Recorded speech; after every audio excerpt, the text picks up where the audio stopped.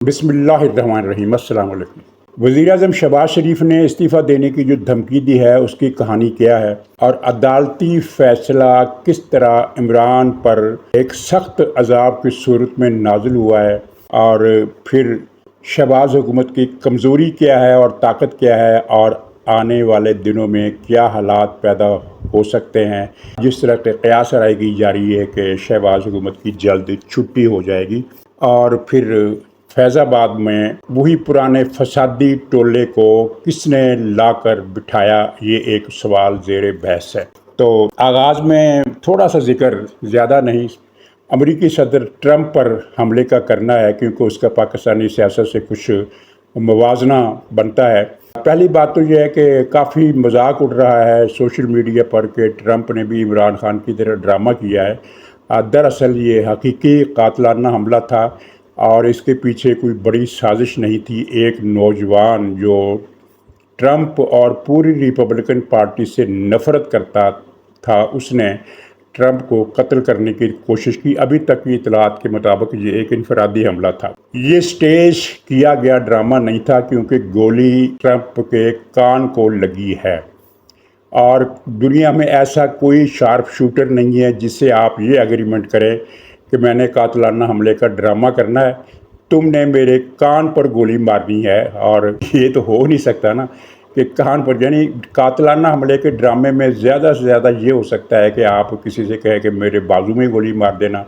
حالانکہ بازو کا رسک بھی نہیں لیا جا سکتا، سینہ بازو کے قریب پڑتا ہے۔ ٹانگ کا زیادہ تر، یہ ٹانگ اور پاؤں،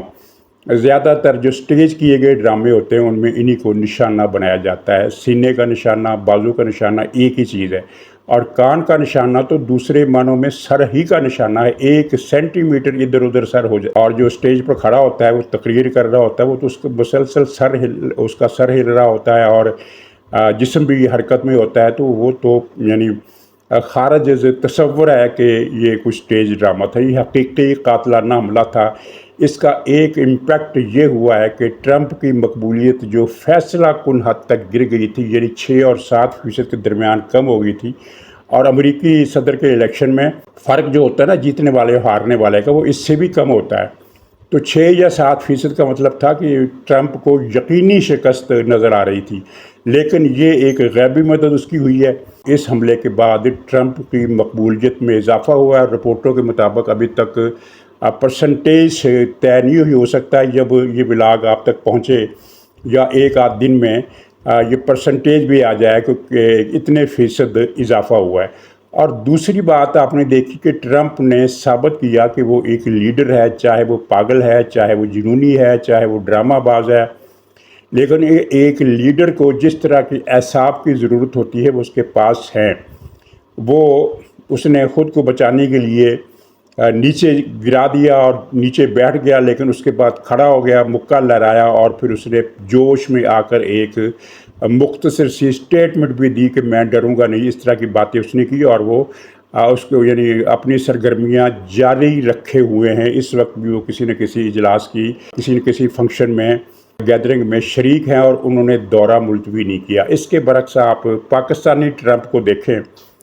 کہ وہ گولی لگنے کے بعد ایسا چھپا، ایسا ڈرا کہ یعنی اس میں محصور ہو کر رہ گیا، اپنی ذات میں محصور ہو کر رہ گیا،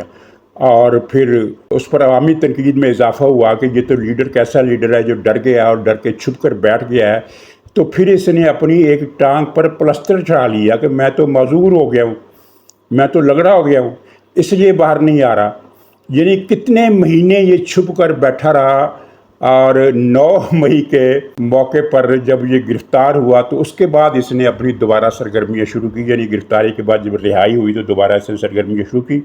ورنہ یہ ایک چوہے کی طرح ڈر کر بیٹھا رہا، ایک چوہے کی طرح۔ اور یہ پی ٹی آئی نے پھر اس مہم کو خوب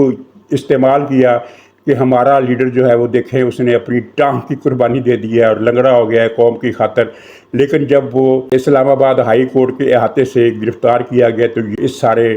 ڈھول کا پول بھی کھل گیا،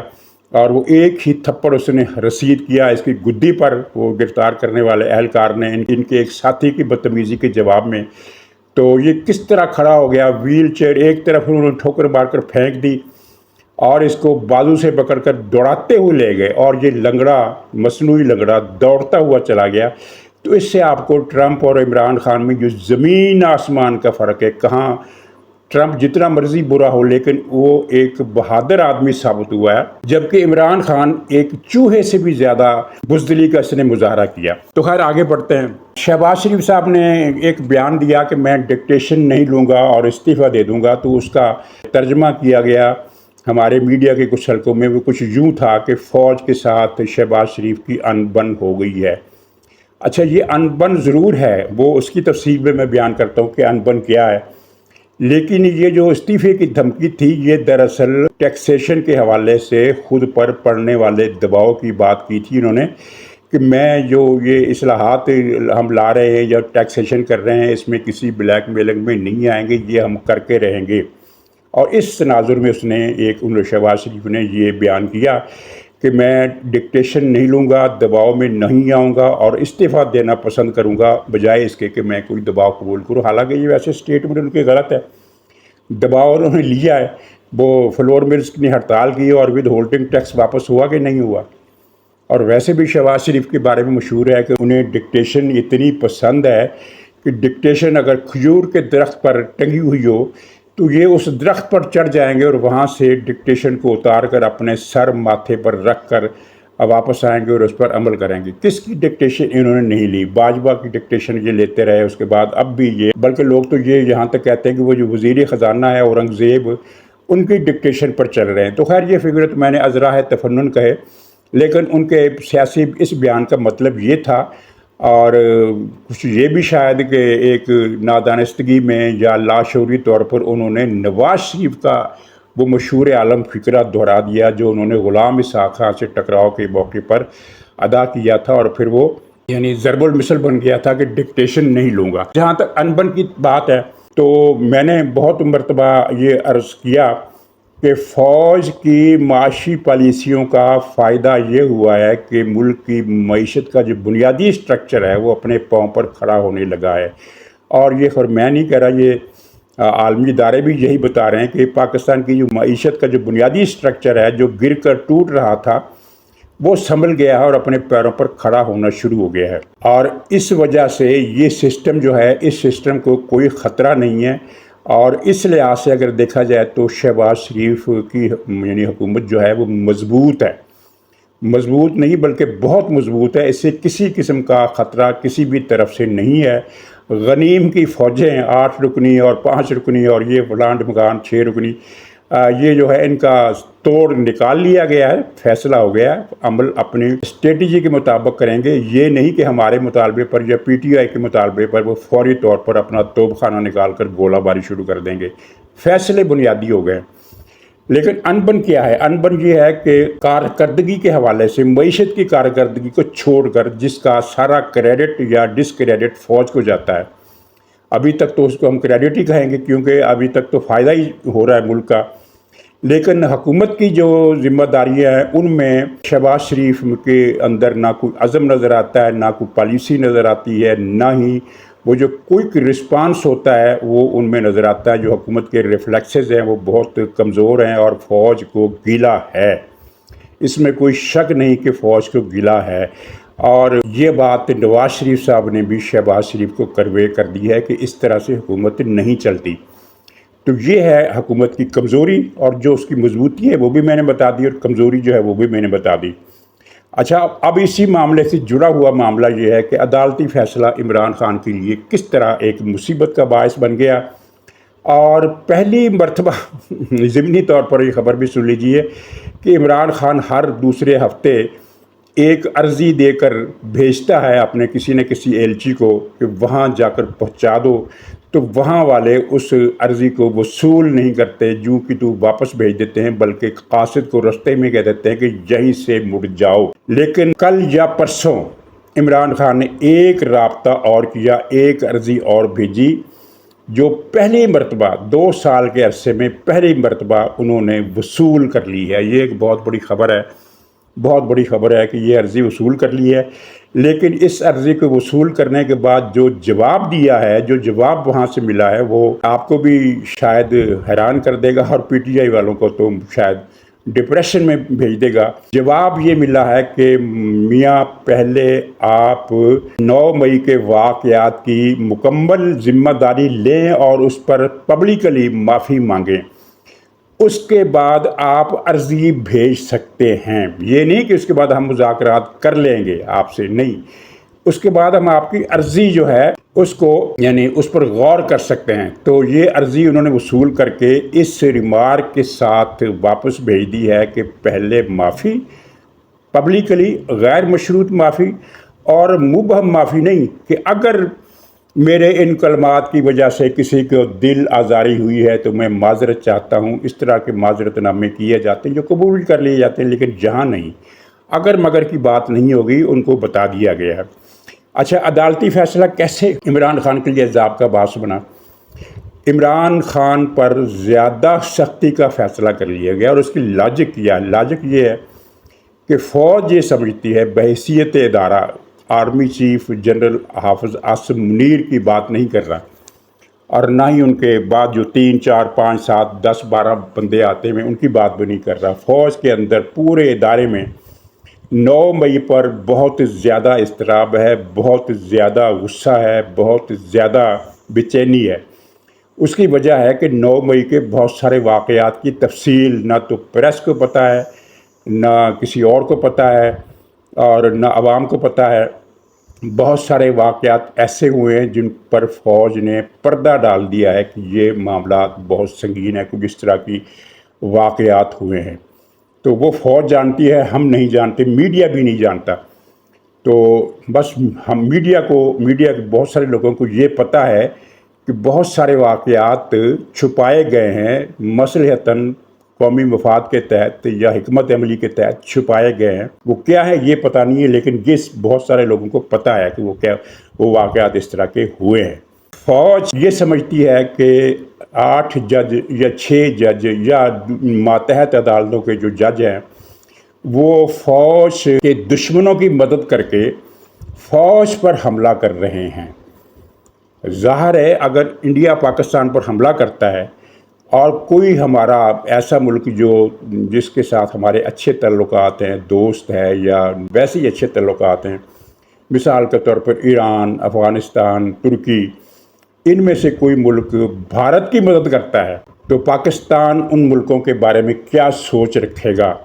اور پاکستان کے بس میں اگر ان ملکوں کو پنش کرنا ہوا تو وہ پنش کرے گا، اگر پنش کرنا نہیں ہوا تو وہ دل میں بات رکھے گا اور سکور برابر کرنے کے لیے کسی موقع کا انتظار کرے گا۔ تو اب اس بات کو مزید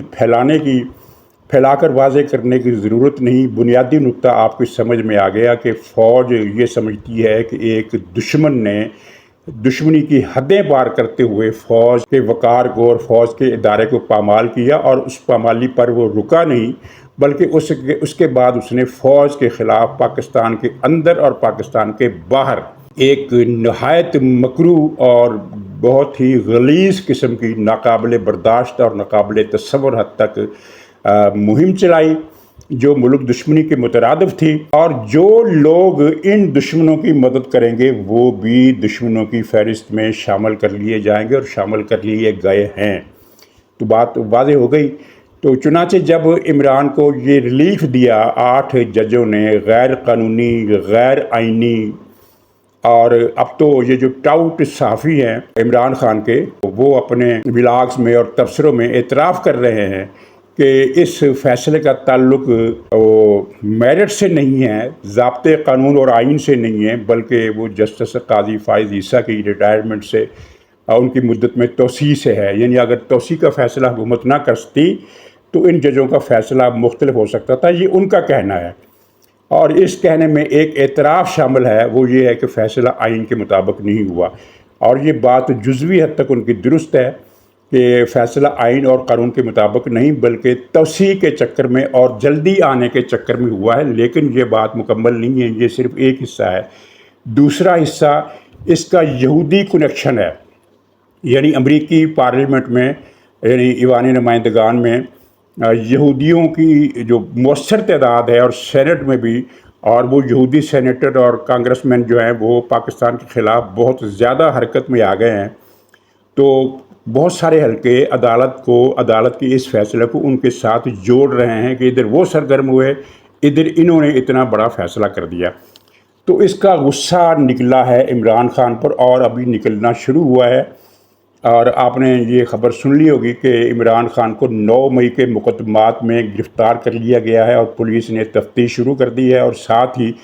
یہ درخواست بھی دے دی ہے کہ 9 مئی کے مقدمات کے حوالے سے عمران خان کو لاہور بھیجا جائے۔ پنڈی سے تو لاہور گرم ہے، اور لاہور میں وہ عیاشیاں بھی اس کو میسر نہیں ہوں گی جو پنڈی میں تھیں۔ اور یہ جو خبر تھی کہ ساہیوال، ہو سکتا ہے ساہیوال کا فیصلہ ملتوی کر دیا گیا ہو، کیونکہ ابھی کچھ دن تو وہ اس نے اڈیالہ ہی میں رہنا ہے، کیونکہ ریمانڈ لے لیا گیا ہے 8 دن کا نیب کی طرف سے، وہ توشہ خانے کے کیس میں۔ تو اس کے بعد اطلاع یہ ہے کہ موصوف کو لاہور لایا جائے گا، اور کنفرم جو خبر کا جو حصہ ہے وہ یہ ہے کہ وہ بکرے، کٹے، مرغے، انڈے، وہ جو سہولت ہے وہ ختم ہو جائے گی۔ جو کسی بھی دوسرے قیدی کو کھانے کی سہولتیں ہیں وہ اس کو بھی ملیں گی، عمران خان کو بھی، اس کے علاوہ کچھ نہیں۔ ناظرین، ٹی ایل کو کون لایا فیض آباد میں؟ یہ ٹی ایل والے کہتے ہیں کہ ہم فلسطینیوں پر جو ظلم ہو رہا ہے اس کی وجہ سے آئے ہیں۔ فلسطینیوں کا قتل عام تو 10 مہینوں سے جاری ہے، تو ان کو اب پتہ چلا ہے، اور پھر مطالبات انہوں نے ایسے رکھے ہیں جو پاکستان کی کوئی بھی حکومت، چاہے وہ پیپلز پارٹی کی ہو، ایون جماعت اسلامی کی حکومت کیوں نہ ہو، وہ مطالبات منظور نہیں ہو سکتے، کیونکہ پاکستان پھنسا ہوا ہے امریکہ اور سعودی عرب پر، جو ہمارا ایک انحصار ہے۔ اس انحصار سے ہم نکلنے کی جب کوشش کرتے ہیں تو یہی عدلیہ آڑے آ جاتی ہے، یہی عمران خان آڑے آ جاتا ہے، اور وہ سی پیک کا منصوبہ درم برم کر کے رکھ دیتا ہے۔ چنانچہ ہم پھر IMF، سعودی عرب اور امریکہ کے محتاج ہو جاتے ہیں۔ تو یعنی ٹی ایل کو کون لایا، اور ٹی ایل کی ہسٹری کیا ہے؟ ایک اجڑ، گوار، دین سے ناواقف، انسانیت سے دور، ایسے لوگوں کا ایک متشدد اور جنونی لوگوں کا ٹولہ، جو کبھی سرگودا میں ایک مسیحی کارخانے دار کو بلا وجہ کے قتل کر دیتا ہے، اور وہ سوات کے سانے میں بھی اس کے لوگ ملوث تھے پی ٹی آئی کے ساتھ۔ وہ پلان پی ٹی آئی کا تھا، لیکن ٹی ایل والوں کو ملایا گیا تھا۔ سیالکوٹ میں یہی لوگ ملوث تھے۔ پھر لاہور میں جو ایک عورت کو، وہ اس نے جو عربی الفاظ کا کوئی ڈیزائننگ والا لباس پہنا ہوا تھا، اس کو قتل کرنے ہی والے تھے کہ پولیس پہنچ گئی اور بچت ہو گئی۔ اس طرح کے کتنے واقعات ہیں، اور پھر دھرنوں کے دوران انہوں نے جس طرح پولیس والوں کے سر تن سے جدا کیے، ان کے جسم کچل کچل کر لوتھڑے میں بدل دیے۔ تو یہ یعنی جو اسلام کے 1% حصے سے بھی ناواقف ہے، جس کو پتہ ہی نہیں ہے کہ رسول رحمت کس ہستی کا نام ہے، یہ تلوار لے کر ہر ایک کا سر تن سے جدا کرنے والے، تو یہ اس موقع پر حرکت میں کیوں آئے ہیں، اس کی زیادہ تفصیل میں جائے بغیر میں صرف ایک بات کروں گا کہ یہ جو سوشل میڈیا پر باتیں آ رہی ہیں کہ جناب جتنے بھی بڑے ہیں اس نظام کے، حکومت کے، اداروں کے، سب کو دائیں بائیں دیکھنا ہوگا کہ کون ہے جو اب بھی پردے میں رہتے ہوئے سہولت کاری کر رہا ہے اور نظام کے لیے اور ملک کے لیے مسئلے پیدا کر رہا ہے۔ تو ناظرین، اجازت دیجیے، انشاءاللہ اگلے ولاگ میں پھر ملاقات ہوگی، تب تک کے لیے خدا حافظ۔